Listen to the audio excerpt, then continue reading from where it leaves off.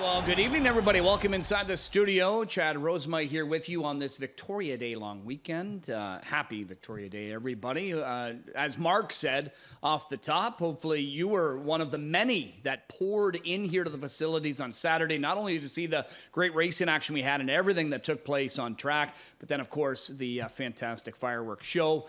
As that has been a theme throughout the weekend all over the place, but we put on one of the best ones right here. So it was a great event. Thank you to everybody that did take part in that.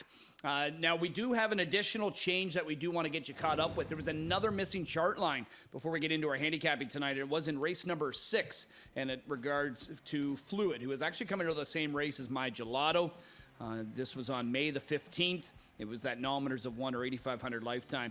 Tyler Borth drove, had post position 6, and Fluid left out of there early and then was trapped in the pocket searching for room late. We'll have some visuals of that actually a little bit later. Finished third, was beat a length and a half and individually timed in 1:54 and 1. So that's Fluid, who tonight will have Doug McNair at the lines in race number 6. We've got lots to talk about, and I'm going to put a guy on the spot here tonight many times, and it's the Hall of Famer Randy Waples. Good to see you back. Good to see you back. How was your Sunday off? Recovered from a busy Saturday? Yeah. I mean, the Saturday was nice. It's always makes you leave here wanting, because I liked the idea of seeing all those people on the tarmac, and I kind of want to see more of that. You know what I mean? I mean, that's what I grew up with. Same as you. Yeah. Exactly. So it was nice seeing all those people out there experiencing horse racing. Yeah, it was awesome. I know every time I had to go out there to do an interview, it's I don't know, you just feed on it. And I would have to think, as a driver, do you not feed on that too? Oh, yeah, for sure. Bigger the crowd, I mean, if you get up for it. You go to an empty grandstand and do that racing or whatever, you're not quite as into it, Yeah. But, Saturday night, that first kind of kickoff, like you were saying on Saturday night, kind of the kickoff to the stake season. Mm-hmm. I kind of look at the New Holland as that light at the end of the tunnel. Once we get to the New Holland, it's like, it's going to start to pick up here from here on out. But I agree with you. I think the SBOA is the big kickoff to our stake season. Yeah, Team McNair having a good night in the SBOA. Reigning Horse of the Year, Chantilly, perfect 10 for 10 to begin her career. And looking forward to seeing a bunch of those Pacers back in the box. So entries will be drawn for this weekend tomorrow. And we've got the OSS Gold coming up. So going to get to see 3-0 Philly Pacers and 3-0 Colt Pacers. So we'll get to see some good ones back in the box on Saturday. You know what the best part of our job is? What's that? Is because we get to do Saturday, which was great racing, have a day off, and then come right into Monday, which again, tonight, deep racing again. Yeah, solid, right? Yeah. Especially with, I think this is our first look at OSS horses this season, right? As we've got grassroots. So we've got a couple of divisions of that, and they're going to be contesting everything over what looks to be a pretty level playing field out there tonight. I know we had maybe some questionable weather on Saturday, but today's been nice. Sunshine for most of the day. Sun is still shining out there, Randy. I think the only thing that, could maybe be any kind of a hindrance to anybody would simply be that there is some wind at times here tonight, but track looks great, eh? It does. Track looks fantastic, I mean, horses like cool weather as opposed to really disgustingly hot weather. This, to me, is the perfect temperature for them to do their thing. Yeah, and speaking of the weather and the track, I want to quickly ask you back on Saturday again, Brew Hanover, who was yet again sensational for, what was that, a 7th consecutive victory, I think? I think so, yeah.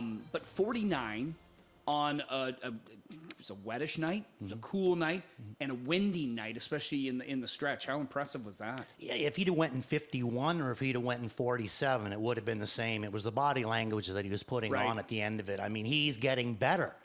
I mean, it's hard to believe that, that a horse could go those kinds of miles. But, and I'm not going to put him there, but I mean, I'm just saying that sometimes things run this way.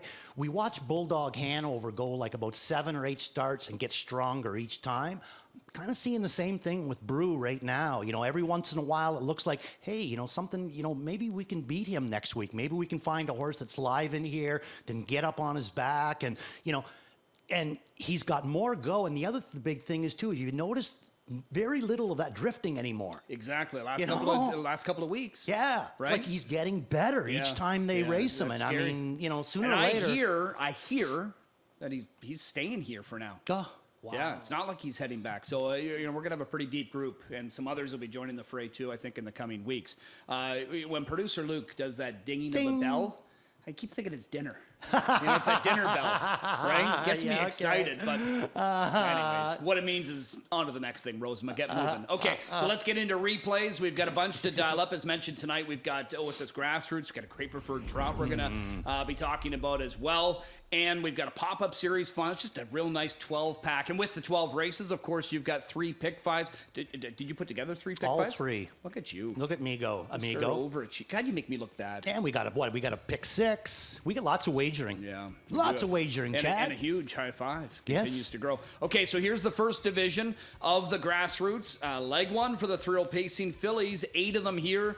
Kuratudu Lac. Unless you wanted to say it. I know, No, you go ahead. I know you've been having fun the last several weeks saying that. I love it. You guys kind of stare at each other like, who's gonna do it? Anyway, Kuratudu Lac in here coming in off of an effort where, up the inside, she went inside pylons. I think there was like 2 or 3 in there. Ended up getting placed back for it because she gained an unfair advantage going along the inside. But she had some pace up the inside in that spot. And we're going to look back at this May 9th outing. And, here she is. So what do you see from her? Well, I mean, I'm more or less the same thing as you. I think she had good wheels on the end of it. She ended up going through a couple of pylons, gets tossed. But what people need to understand as well, though, is the fact that she had the 9-hole to get herself into this position. So this was a big leave already just to get to that point. They went to the half in 55-4. That's one of the bigger halves that she's had to face. Did she have any go on the end of it? I say yes. I know Louis gives her a little bit of a tap here.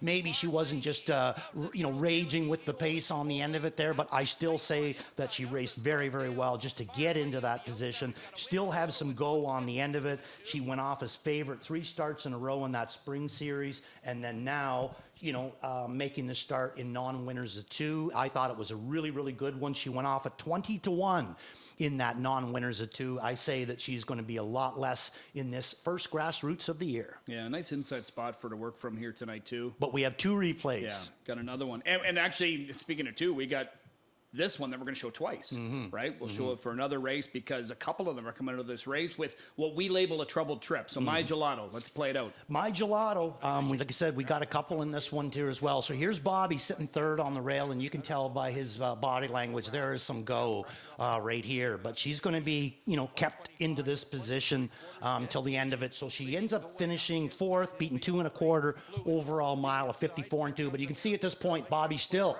nowhere to go. Just nowhere to go. He's just kind of keeping her on the bit, letting her do her thing. I mean, just doing what a good driver should do, not trying to crash his way through there, because right now, he's taking his lumps the best that he can. So she ends up with a nice 4th in here, locked in kind of a journey. She's only going to get stronger and better off of that trip. So I'm going to throw her in for 3rd, but Kuratudu Lac is nice. the way that I'm going to go. How many times do you think I've been practicing that this morning? I'm going to go All My Wishes, the one that Louis drove. In for second. Good choice. Yeah, you know what? Right off the bat, I mean, we used aggressively from that start. I know John Rawlis was really hoping this one would have got home by herself in that win. Now, the reference we can kind of get is Dedication came out of that race to win again. We just saw that in there. I think I saw Dedication is on Gate right now. Available there for purchase. Yeah, there's actually 2 to start her career. There's actually quite a few horses that are racing around here that are on Gate right now. Okay. Yeah. Well, hopefully they stay here. Let's hope That'd be nice. Other owners. Okay, so that's the first OSS Grassroots division of the Can I ask you a question? Why All My Wishes as opposed to the other 2? I liked what I saw from her in that first start, right. And I would have, based on some of the others that were going similar speed to her, they were able to drop some time. I think if she has to drop time, she can. The Chantel Mitchell barn's been solid. You lose Louis because he owns the 3. Yeah. But you pick up James. Right. Well, that's not going to hurt you. Nope. Right. So I'm going to go that one. But I'll tell you, Whiskey Blue Chip. I still think this one's got talent enough to beat these, especially if I think she can work closely and have someone else cut it. Yeah, I think that they're putting out a big change with Whiskey Blue Chip tonight. Flops to steel. She might have been sporting some sore feet her last couple of starts. Now she's good to go. She could be really good tonight. All right, we're going to skip over the preferred trot for now, but that's in race number 3, by the way, to kick off the early pick 4. Pick 6 starts in the 4th. Race number 5 is where we head to next. It is a full group of 10 on the trot. Jamon's installed as the morning line favorite on the outside, which I don't understand a whole lot. No, other than the fact that he won his last. I know he won his last, and he's capable of winning, but he's moving up. in here against a pretty good group. I don't believe he's going to be the race favorite in this spot here, but Did you use him? I didn't. I threw him in for 4th. Yeah, and I could have easily done that, but I've gone some others. I'm a big fan of Mars Hill in this spot here tonight. Me too. Yeah. And actually, we're going to look back at his latest effort on May the 12th, where he was 5th, but he was trotting pretty well on the end of it. Another one in this same race here, I thought Eddie Hensley's charge, Sparks Fly. He kind of had a horse backing up in front of him a little bit. He's the 3 horse along the inside, but Dougie moving on the outside from the back. But that was a big shuffle Dougie took. Got away 5th, and he actually shuffled all the way to last and had to swing around. Yeah, and I mean, unfortunately for him, he's had those 3 qualifiers. Winter down in Florida, obviously, had those 3 qualifiers to work with. First start in the preferred. Oh, I know. Like, what are you going to do? So really, to me, it just seems like Dougie's been trying to get him tight, make sure that he's good on the end of his mile. I think he showed us that he's good. He's really one of the only ones still trotting forward. Made a big move out of there, got back through the field to come again. Made up a ton of ground on the last quarter. I think with the drop back into the same class that he's been racing in, but getting the rail, getting away from those outside post positions, I think he's in a better spot here tonight. So Mars Hill, agreed. That's the way I'm going to go with him as well. But I threw in Nazy in for 2nd. And talk about a horse that's racing good. He's racing great, and so is Sid the Kid. And my reference there to Sid the Kid, who's racing fantastic, coming out of the graduate, the Canadian Sire graduate. For Berger. Dougie goes to Mars Hill, and Dougie doesn't always necessarily go over to, who his dad's training. Right. So I think that's another kind of vote of confidence on Mars Hill, and I just like him a lot. Now, he's preparing for the graduate that is coming up here. For the open 4-year-old. So Mars Hill, that's going to be a week Saturday. Another thing, too, is at some point they're going to have to pull the cork on him. You know what I mean? Because, first start back in that preferred, he had the 7-hole. Dougie goes out of there with him. His last 2 starts, he goes, a little bit of a float leave in that last. But the one before, he goes to the backs. If they're going to race him in the graduate, they got to get good lines on him. He's going to go into the graduate at 70-1. That's what I mean. Let's I think get winning some races. Maybe not right from the outset. Right. Because I don't think he has to push off his... No. But I think he'll move early. Yeah, I think he's going to be into the flow and making a big move on the end of it, and I think we're going to see him in the winner's circle. All right, that's the 5th race. Good-looking trot there to cap off the first pick 5 of the night. The next one, the mid-pick 5, starts in race number 6, and it's another division of the Ontario Sire Stakes Grassroots, which the purses are up this year, by the way, too. $25,000. Back to where they used to be. That's nice money. That is good money, yes. Yeah. Much and better. they'll have 5 legs, I would think, right? Probably. Yeah, 5 legs. But it's a huge difference between racing for a purse of 20 and 25. At the end of the year, it all adds up, Yeah, definitely. So sophomore pacing fillies in here. Now, Fluid, I know we already kind of teased her replay a bit, but we wanted to focus, when we saw it before, on My Gelato, but now we want to focus in here on Fluid because she certainly showed the body language that definitely wanted to go forward. Yeah, and she's been getting this way. This isn't just last week that she looked this way. She's been getting stronger every single time that Chantal has raced her. I love the look of her, too. She's a big, powerful shadow play, but she's not aggressive or grabby. Here she is in the 2-hole with Tyler Borth. And, look at the size of her compared to these 2 horses in front of her. She's got big wheels. You could tell that she's probably one of them horses that, she needs to kind of get into her hobbles and, get pacing forward. But look at this. Just no place for her to go. Boy, oh boy, is she going to come out of this race razor sharp. She's going to be my top pick. Yours as well? No, I didn't. Ooh, no, where'd we go? Where'd we go? Share. I really liked Sugar Pie Honey. I put her in for she second. was like third over. To me, she was very powerful in the stretch. James goes with her over several others in this spot. I do think Pick Me Up Hanover, who was a pretty good grassroots story last year, and she's come back, and it's been a bit of a struggle, but I'm going to give her a pass on that because competition's been a little steep too. Yeah. Yes, it has. A little steeper than others. Some have been in maidens. Right here, she is in non-winners of 3, chasing 50 and change winner in the most recent. I think Pick Me Up Hanover, if she's going to improve, it's going to be tonight. So I do have her rated pretty highly, and I thought Catch My Passion really looked good in that latest start on the end of it. But I really like Sugar Pie Honey. Now Fluid, again, as much as you do, I love a troubled trip, so I can see that appeal. And Tyler going Candy Kiss. Now keep in mind these driver changes would have already been solidified, prior to that race going for Fluid in that spot. So I'm sure Tyler was happy with the way she raced, but he's been a fan of this Bettor's Delight for Blake McIntosh too. Yeah, it's kind of interesting though that, Dougie, who has been driving Pick Me Up Hanover somehow or another ends up on Fluid, who Tyler was listed on. Yeah. It's almost like he wanted to go there instead. Yeah, James was just listed outright on Pick Me Up Hanover right off the bat, right? But obviously going to Sugar Pie Honey. Okay, so that's the grassroots division in race number 6. Race number 8 is going to be the final one, and it's the start of the late pick 5. Group of 7 for these 3-year-old pacing fillies in this spot. Forever After All, the morning line favorite. Tough to argue against that. She's been racing well. Been racing very well. Comes out of a great barn. Good barn, brought along just fine. Finishing her races with plenty of pace, which is what you always want to see. But, we've got a replay, and this was one that I know you teed up on the end of the night as a horse to watch. Lady Gambler in her most recent. Definitely our horse to watch. So let's take a look at Lady Gambler, especially on the end of her mile. She had the 6-hole, got away at the very far back of the pack. Now you can see the line before. She also gets away at the back of the pack, makes a big move going to the half, is able to get control and then win for fun. I say that she was good to go in this race too. There just wasn't any place that Bobby could go with her. I don't think. Yeah, here's Bobby coming now with her. Now she's already made up huge grounds. Some people are trying to say, oh well, she flattened out. This isn't a flattened out horse. This is just a guy that's grazing the pylons. That's looking for room to apply what he has. And look at the run out on her for a flattened out horse. There, she's still rolling up along behind them. She win the race before.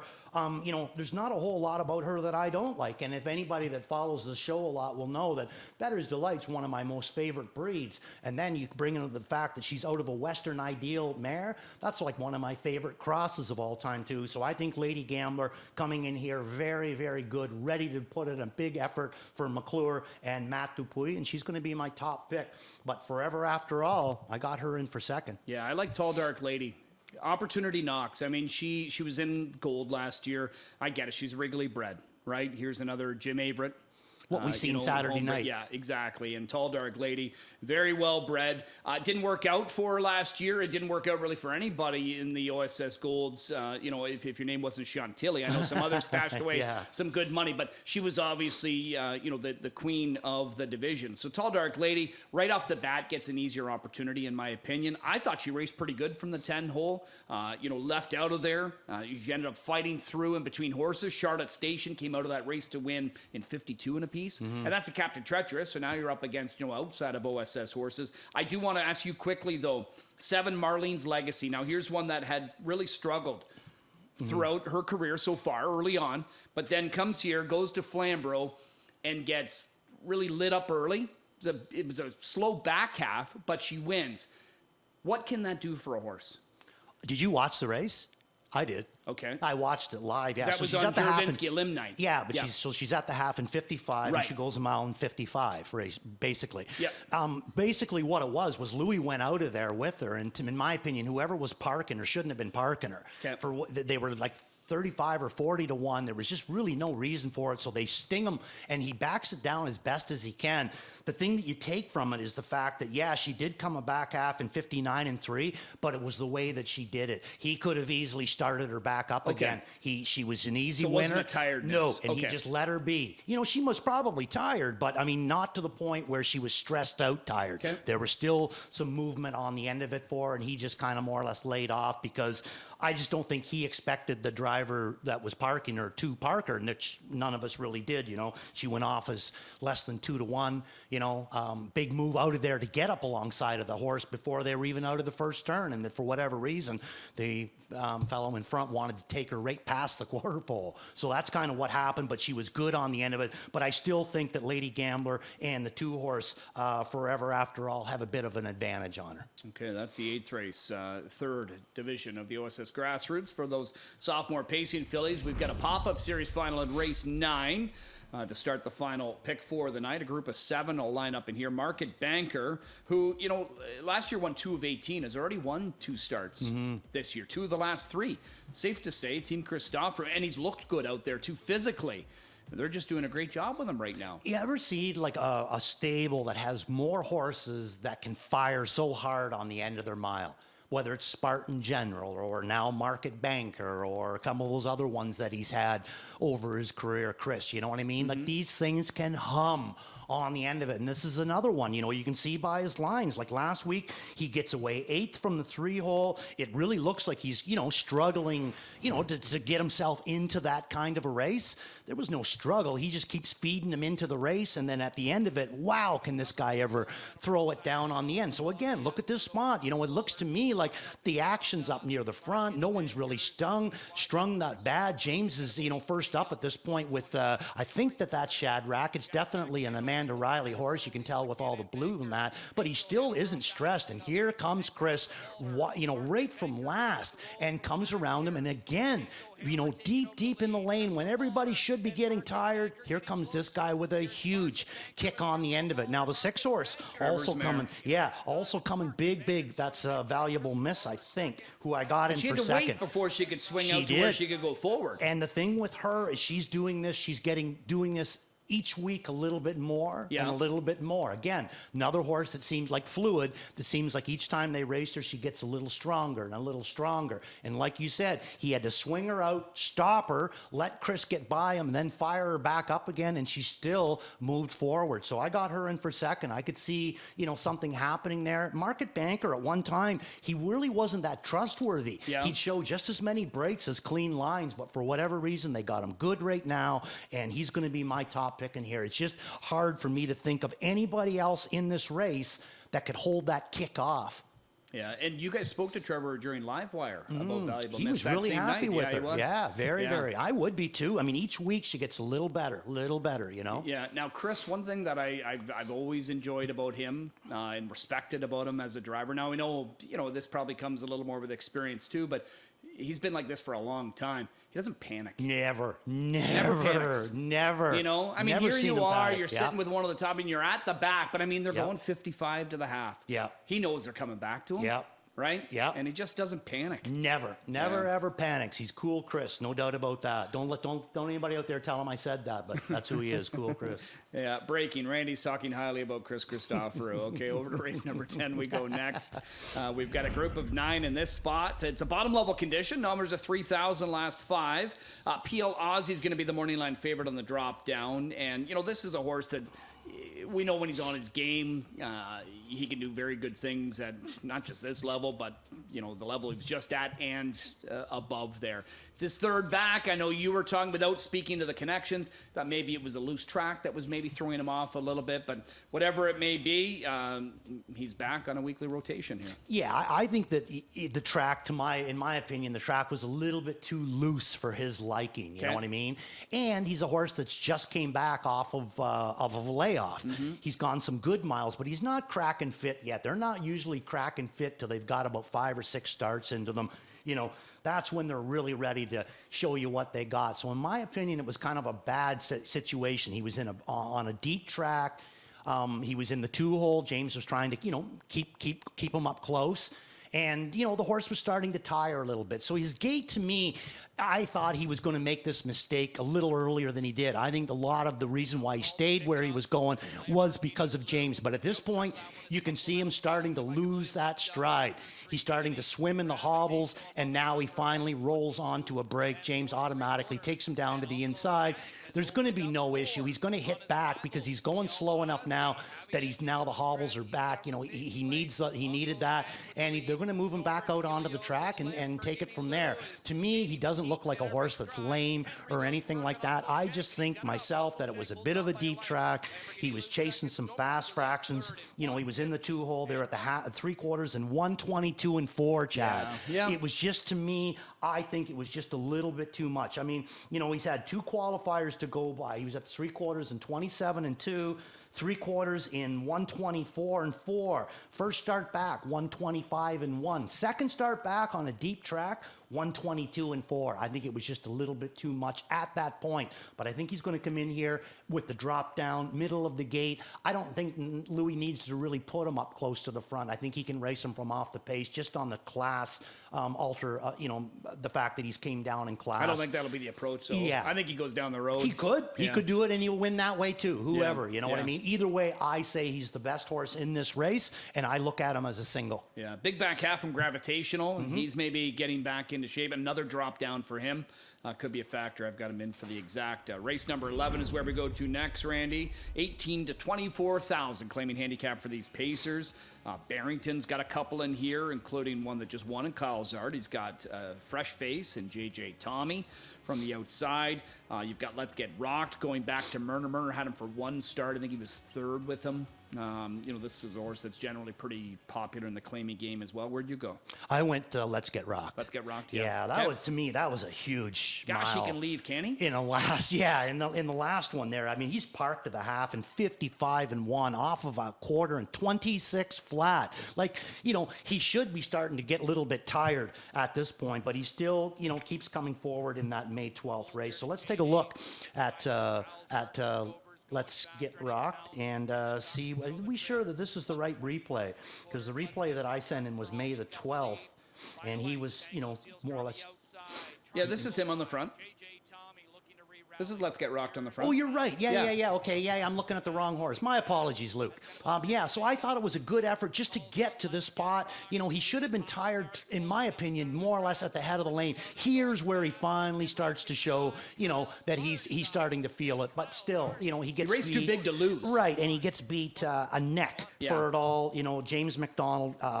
They're going from Tyler Borth to James McDonald, which I think is more or less of a lateral move. Carmen Auciello to Gary Murner, which in more or less times I would consider that to be more or less a lateral move. But Murner's having a huge start to his year this year. So obviously he's got along with him good before. His year is really, really rolling along good. So I'm going to take a chance, put Let's Get Rocked up on top after that very, very tough trip. One that's kind of interesting in here, though, is Tangle Sealster. Oh, going back to Terry? Yeah, it is. Yeah. And the changes that came in with him. Yeah. Not sure if that's just how he had him rigged before. I think that Terry Gallant more or less has the key to Tangle Sealster. I've never got him going great. I've never seen Tangle race anybody in anybody's barn better than he races for Terry Gallant. Yeah. I ended up trying Tarquinius Hanover. I struggled with this because I was like, there's a bunch I like. And I thought, you know what? Tess Waxman can do some nice things right off the bat with first start claim, and this one's always been with Kyle. Maybe Tarquinius Hanover just comes up with a big effort here and tonight. I think J.R. Plant's going to fit him. Good. All right, our finale on this Monday 12 pack does feature the jackpot high five. Almost 240,000 actually coming into tonight for carryover money, so that continues to grow. And it seems like on a nightly basis now you're getting somewhere in the neighborhood of like 40,000 bet into that. So it's climbing in chunks now. We've got a group of 10 to close it out. Another bottom level condition for the Pacers. Southwind Sambuca. He's got the class. Yes, to be able to does. beat these. Yep. He's got the advantage, I think, of having a nice draw good post, on the gate, whereas horses like looking like a million on the outside.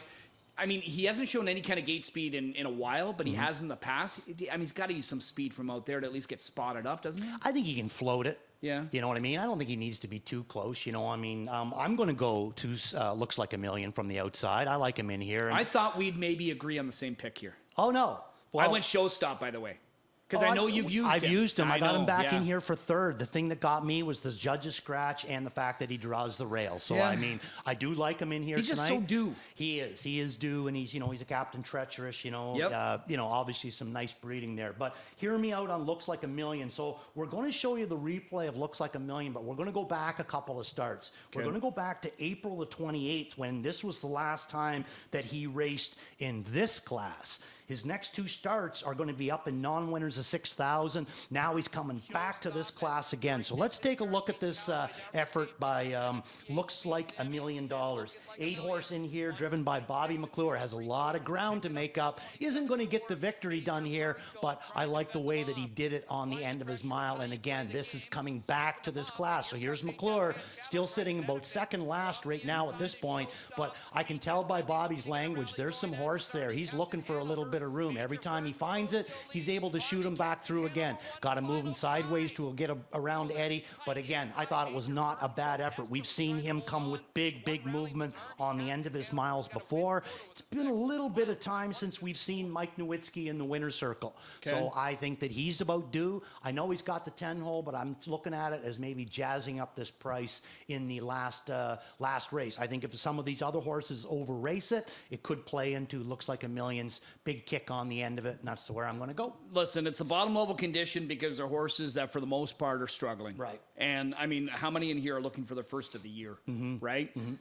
So maybe an opportunity to take a shot. That's what I'm trying with Showstop. You know, that's going to be kind of the theme for everybody. It's overdue, right? So just looking for Showstop here in that high five finale. There we go. Perfect timing to get through all of our replays. Thanks to producer Luke that he just pushes and pushes and pushes. Yeah.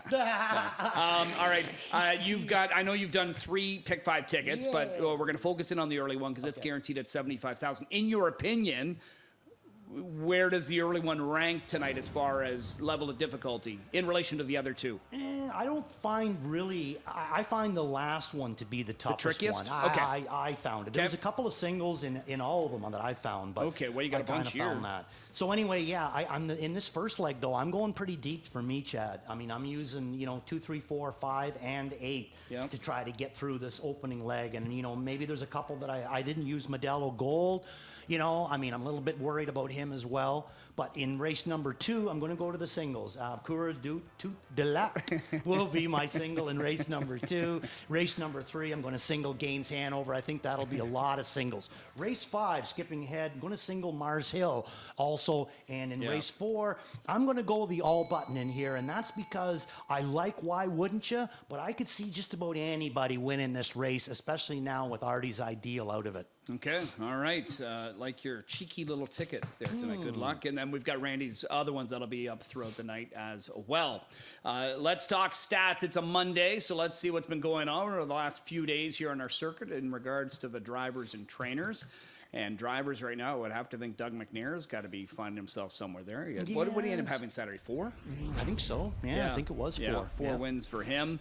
If he's not up here for wins, he'd be up for some pretty good money. Yeah, there he is. So James and Doug leading the week with 9 wins apiece. But and both of them, I mean, that's pretty good earnings. Oh, yeah, for sure. 268 and 278. Yeah, take that. For sure. Yeah. And then like this Louis top and 4, they're tough to take down. These guys. Once in a while, you'll see somebody come up. And those are our top 4 drivers right now, and right? And then they'll knock one of these out of there, maybe even a couple, But then about a week later, 2 weeks later, boom, right back to this one again, Yeah. Well, there'll be some opportunity over the next few days because Doug drives tonight, but then he's off to Sweden Wednesday and not back here till next Monday. So opportunity strikes for some and guys. That's if they let him out of Sweden. Yeah. Father Greg leading the way. We'll just get his spelling corrected up here. But yeah, 6 wins and nearly $200,000 earned there with a couple of SBOA wins. Jody Cullen, I don't know if we've had a week where Jody hasn't been up there. Always seems to be up consistent. there. Yeah, and then another rarity is not having Dave Maneri here. Yeah, but the other thing with Jody's too is you never see like her win percentage kind of explode and then drop off. It always seems to me like it's right around that 15% where when I grew up, that was the top number. Yeah, Kyle and Carmen rounding things out there. So that's who's been hot here lately, and some have just kind of continued that throughout the season. Will it be somebody else next week? We'll soon find out. We know tonight our feature event is the Preferred in race number 3. We've got a group of 8 on the trot with Logan Park already, out in Europe getting ready for his big test this weekend. Can't wait to root him on this Sunday. He and Doug McNair and Team Fellows and everybody involved with that. We've got others in here that are going to fight for the Preferred. Last week it was a Preferred 2, right? Yeah, and Osceola looked good. He's so fast and talented when he minds his manners. We know that he beats himself from time to time, but Osceola back here with the top fellas. But Gaines Hanover clearly leads the way.